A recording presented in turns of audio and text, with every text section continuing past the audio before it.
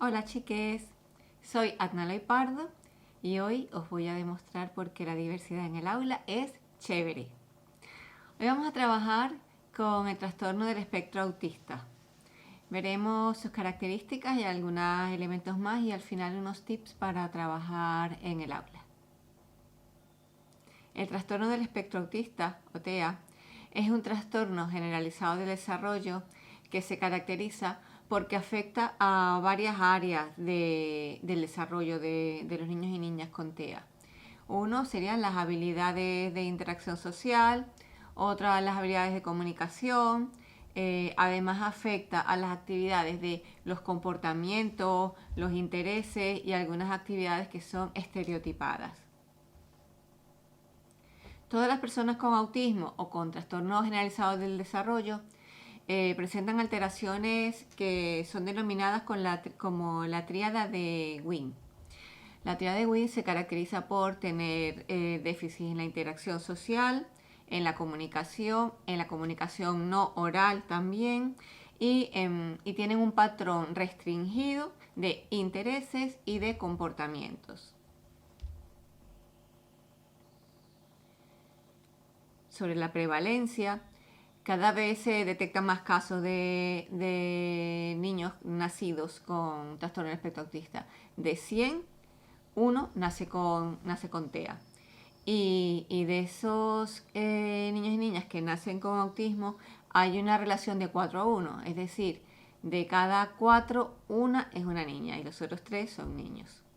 En otras áreas como sociocultural o de otra índole, económica o lo que sea, pues ya ahí no se nota diferencia. Los niños y niñas con TEA se caracterizan porque tienen unas importantes alteraciones en la socialización, en la interacción social, en la comunicación, en la flexibilidad de pensamiento, en la imaginación, y además tienen todo esto les causa obviamente estas características le causan problemas en la socialización, en cómo se comunican, cuáles son sus elementos de comprensión del medio y su imaginación. Ahora os voy a decir de cada una de estas 4 características un breve resumen descriptivo de ellas. Por ejemplo, de la interacción social, de la socialización. Presenta dificultades para comprender los pensamientos, el mundo de los pensamientos, tanto los suyos como el de otras personas. También el de las emociones. Tiene dificultades para comprender y desarrollar las emociones, entender las de otros y manifestar o comprender las suyas propias. También sus creencias y los deseos, o sea, no detectan qué es lo que ellos quieren ni qué es lo que las otras personas quieren también que hagan. Eso hace que haya una dificultad para poder compartir. Entonces todo esto sabemos que si ya tenemos más o menos una idea preestablecida de que los niños con TEA, su principal fallo es la comunicación, pues todas estas características de que le estamos hablando, pues pretenden, lo que hacen justamente es describir por qué ellos tienen un fallo en la comunicación o no tienen interés por compartir. La comunicación se basa, depende mucho de lo que hablábamos anteriormente, de la socialización. Entonces, lo primero que debemos ver es que tiene una característica de no entender ni el propio concepto de comunicación, ni su interacción con otras personas, ni la regulación de su propio pensamiento. Ahora, emplea fundamentalmente su comunicación para pedir o para rechazar, pero no para compartir.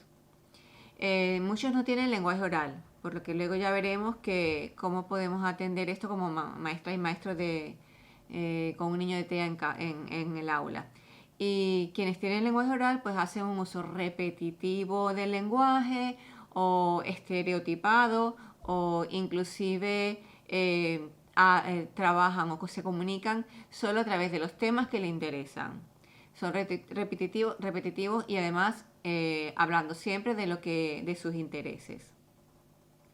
Otra de las características de las cuales había mencionado al principio es la comprensión. Ellos tienen dificultad para comprender y entender y dar sentido tanto a su propia actividad como a las actividades del resto de las personas. Les cuesta mucho abstraerse, o sea, tienen mucha dificultad para abstraerse, para representar, para organizar su pensamiento.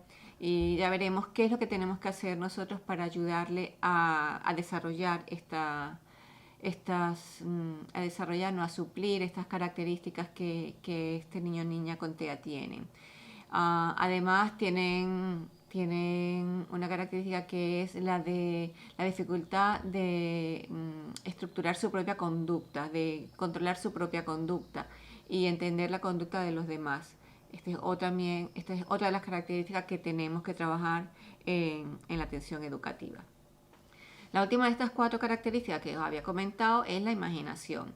Entonces, ellos tienen dificultad para jugar, o sea, para que los juguetes, usarlos con la intencionalidad para lo que fueron creados.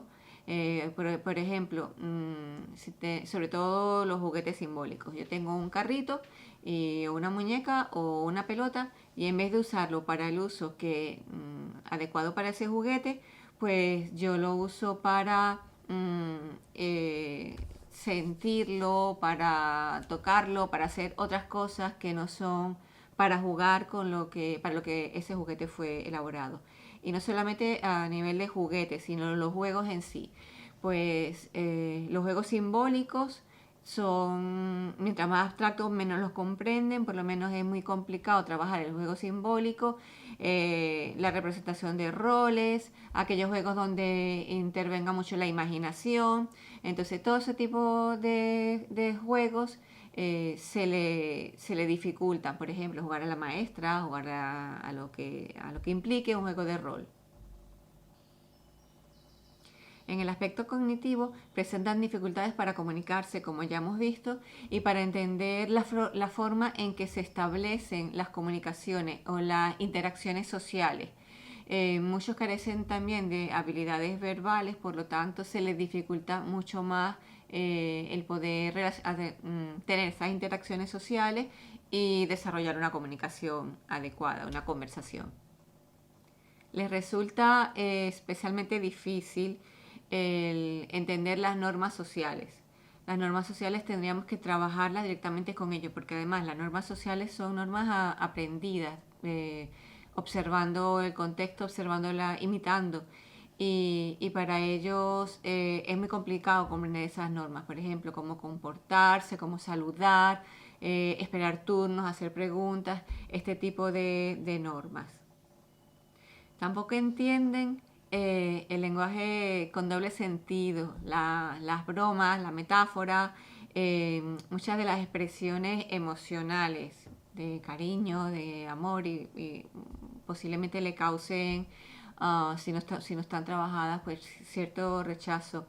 Y también presentan dificultades, no es que no, pero sí presentan dificultades en establecer sentimientos o relaciones de amistad o relaciones de amor. Como ya hemos dicho, su pensamiento simbólico, hemos hablado del juego y de los juguetes simbólicos, entonces por lo tanto su pensamiento simbólico también es muy limitado y es muy difícil para imaginar, para imaginar fantasía, para organizar el tiempo, para hacer cosas de manera espontánea, desarrollar actividades espontáneamente y porque tienen problemas en su pensamiento simbólico. Este pensamiento simbólico genera pues ciertos comportamientos que son obsesivos o rígidos, inflexibles, y como por ejemplo querer tener ordenado los objetos de una cierta manera, hacen movimientos estereotipados, les cuesta respetar las rutinas. Y eso es debido a su problema de pensamiento simbólico. Pero no solamente vamos a centrarnos en las características donde tienen problemas, también vamos a hablar de cuáles son sus puntos fuertes. y tienen muy buenas capacidades visoespaciales, también relacionadas con lo que es el pensamiento visual y la habilidad para el dibujo. También tienen buenas capacidades de memoria técnica y también de motricidad. Estas son algunas de las características que tienen los niños y niñas con trastorno del espectro autista. Ahora vamos a ver algo acerca de unos tips, pinceladas, como os digo siempre, acerca de su atención educativa. ¿Qué debemos hacer como maestras y maestros de niños y niñas con TEA? Lo primero que tenemos que hacer si tenemos un niño con TEA en nuestra aula es adecuar el entorno a sus peculiaridades, a esas características que hemos hablado. En nuestras aulas son muy ruidosas. Estamos muy confiados siempre en dar instrucciones orales o cualquier orden de manera oral. Tenemos también que adaptar el espacio de manera estructurada para trabajar con ellos, no solamente el espacio, sino también las actividades que hagamos sean estructuradas. Y otra de las cosas que tenemos que tener pendiente para adaptar es el uso excesivo de estímulos de estímulos sensoriales que tenemos en el aula. También tenemos que hacer una enseñanza explícita de cuestiones que normalmente los niños y niñas aprenderían por modelo. Pero en el caso de los niños y niñas con TEA, pues esas funciones de humanización tenemos que incluirlas en el currículo especialmente. Y antes de dar esos tips que siempre os doy sobre los pétalos de que deshojamos de la margarita, tenemos que tener muy claro que hay que trabajar y desarrollar sus puntos fuertes. Ya lo hemos comentado, pero insistimos, este niño tiene un desarrollo superior sí, incluso superior al estándar en muchas habilidades como las visoespaciales, como hemos ya comentado, en su motricidad tanto la gruesa como en su motricidad fina y en la memoria mecánica. Entonces, mientras mejor atendamos esos puntos fuertes, lo enfoquemos y desarrollemos esos puntos fuertes, mejor se va a sentir él y mejor será su comprensión del mundo que lo rodea y como todo lo que está en su entorno. Y ahora sí, vamos a comenzar con esos pequeños tips que hemos dicho siempre que son como una margarita a la cual le vamos a ir deshojando pétalos y que en cada pétalo vamos a tener una recomendación educativa. Entonces, dependiendo de la NEA, en este caso el TEA, pues vamos a ir deshojando esas margaritas. Bueno, y lo primero que tenemos que trabajar, obviamente, es la formación del personal docente. Bueno, no solo del personal docente, sino todos los especialistas que van a trabajar con este niño o niña con TEA. Por ejemplo, los psicólogos, los logopedas, los monitores, además de su profesor tutor, ya que el niño con TEA tiene determinadas peculiaridades o características que no son fáciles de atender si no estamos formados para ello. También tenemos que trabajar la protección sensorial. La protección sensorial es, ¿por qué? Porque tenemos que tener un entorno protegido de un exceso de ruido, un exceso de luces o un movimiento excesivo de luces intermitentes o cualquier cosa que lo afecte, porque el niño con TEA tiene hipersensibilidad a los estímulos. Entonces tenemos que detectar cuáles son los estímulos que le pueden afectar a él, especialmente el oído, la vista, el tacto, y protegerlo de esas hipersensibilidades que tiene él o ella. Si protegemos a este niño o niña con TEA de todas estas hipersensibilidades, pues tendremos más facilidad para trabajar con ellos, para conectar con ellos, para que se conecte con el entorno, porque no habrá elementos que le causen un rechazo o algo así al aula debido a sus hipersensibilidades. La organización del entorno es algo que tenemos que tener en cuenta, organizar todo lo que tiene alrededor. darle claves sociales significativas. Y lo que se trata es de fundamentar todos los elementos de su entorno para poder desarrollar las potencialidades que el niño o niña con TEA tiene.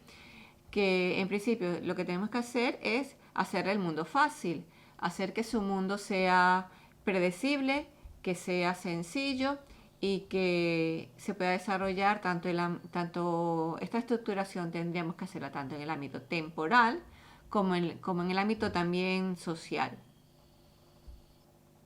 El uso de ayudas visuales es fundamental para trabajar con los niños y niñas con TEA. Hemos dicho que esa es una de sus potencialidades, una de sus características fuertes. Entonces, si ese es un punto fuerte, tenemos que aprovechar y desarrollarlo. O sea, tenemos que aprovecharnos de ese punto fuerte para facilitarle la comprensión del mundo que lo rodea, de qué es lo que se dice, de qué es lo que está pasando y qué es lo que va a pasar. Todo eso se lo podemos facilitar a través de las ayudas visuales, que pueden ser bien unos objetos, partes de los objetos, fotografías y pictogramas.